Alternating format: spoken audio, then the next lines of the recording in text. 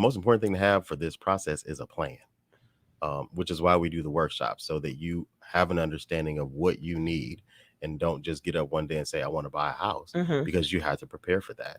They're going to want a lot of information and you need to be able to provide that. So having the proper credit, an understanding of how much you need in savings, proof of income, because it's not always W-2, which is important. There are products that will go off bank statement or other sources of income, but you need to have some documentation or proof over a couple of years that you can provide steady income, because they are giving you a significant amount of money and they want to make sure they can get that back. So having those things in play, and then having an idea of really what you want and setting realistic expectations. Because I get a lot of folks that come in and they get their pre-approval amount and it's a lot of money on paper, but when you start shopping for homes, it's not as much as you think.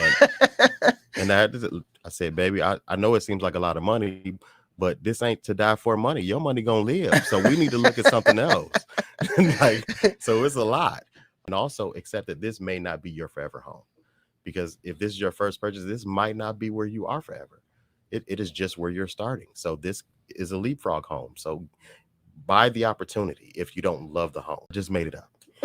We put so much on it because we think it's going to be like TV. And it's going to be all new tile and granite countertops. And that might not be the case. And what's in your budget might have the layout of that dream home.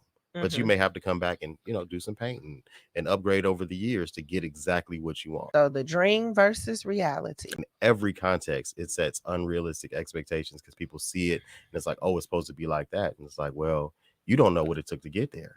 So just having that real conversation and, like I said, setting realistic expectations about what's really possible within your budget.